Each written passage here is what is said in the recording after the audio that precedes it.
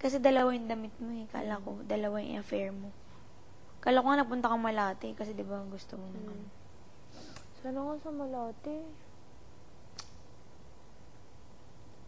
Malapit na mag-fiesta ng feast ni Lady of Remedies. Kanina, ang daming tao sa Brasway. May misa nung dumaan kami. Antok pa ako. Sana makatulog ako. Doon kinasal si diba? Agamulak, tsaka Ay, hindi ko alam. Tsaka Charlene.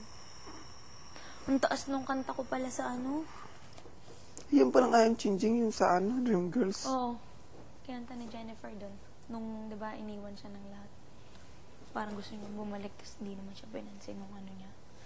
Ako, mahilig din ako sa mga ganyan, yung mga charity.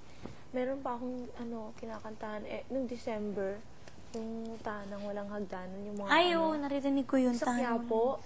Ano ibig sabihin ng bakit Tanang Walang Hagdan? Kasi mga sila, mga Pilay naman.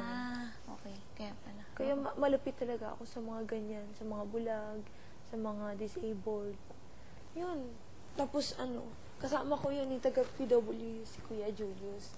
Kami, kumakanta kami, tapos yun, yung sa mga City Hall. Diyan. Kumakanta kami, tapos yung binibigay na donation sa kanila. Nakakaano nga eh. Sobra. Nakakaawa talaga. Yung parang sila na lang, walang nag-aalaga sa kanila. Iniwanan sila ng pamilya nila. Paglabas ko nga, gusto ko nga rin puntahan yung mga yun eh. Ako din. Sana laging may chance na ganun. Hindi ko nga alam na ganun kabilis eh. Makakapunta ako dun eh. Buti na lang. Mga katulad natin, alam mo diba, parang totoo to yun. Para yung mga yung mga bawat artista may tinutulungan mga isip. Parang yun na lang yung pinakaganti mo, nakarating ka ng ganyan. Kaya ako masaya talaga ako nung ambassador sa flight talaga yung nila, pinili. Sobrang saya ako talaga. Proud na proud ni Sir Anderson.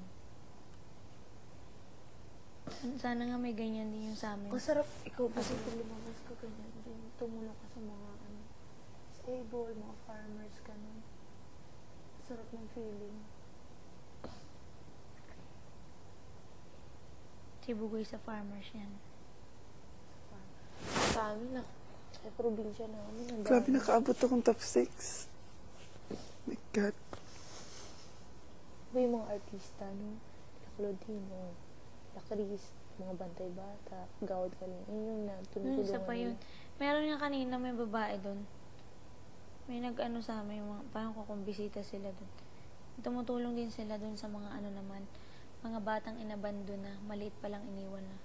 Daw talaga nakakaawa kasi lalo daw pag niyayakap mo sila. Talagang, parang, yung love, binala. Oo, parang gano'n ang nakakaawa daw talaga yung mga bata kasi ganyan to kaliliit, mga hindi na binalikan, mga iniwan na inabando na. Siguro yung iba doon, fetus pa lang yung iniwan yung mga, halimbawa, iniwan lang sa, di ba may gano'n? Dito, kapapanganak pa lang. Uso yung gano'n sa basurahan ni Iwan. Grabe. Mga gano'n. Sabi niya, sana makatulong din kayo doon. Nakalimutan ako talaga sa mga pangalan. Nakakainis. Ang gawin mo, isulit mo sa notebook. Lahat mo namimit mong tao. Ako, ganyan kasi ginagawa sinabi niya sa amin pangalan ng charity. Hindi ko na lahat mo nang namimit natin dito, sulat niya sa notebook. Kasi nakakalimutan. Ganyan ginagawa ko sa likod ng notebook. Landun lahat. Mga pangalan. Mga pangalan. Kasi lalo pag staff, diba? Siyempre, dapat kilala natin mga katrabaho natin. Yun.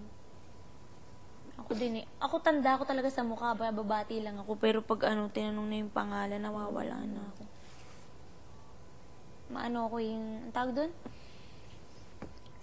Sa matandain ng mukha. May tawag doon eh. Particular ka sa mukha. Pero hindi sa tandain sa ako doon. Ako din eh. Kahit matagal ko na, sabi ko nakita na kita. Tapos, maalala ko na yun kung saan. Minsan lang talaga pag sobrang malayo na yung mukha, mahirap na. Sabi daw ba, standby for ASAP? Oo. Di ba yung mataba, siya yung sa natin, final casting? Sino? Si Kuya Christian. Yung mataba kagabi sa taas ng stage. Oo. Friend ko yun, classmate ko yun. Oh? Mas ahead nga lang ako.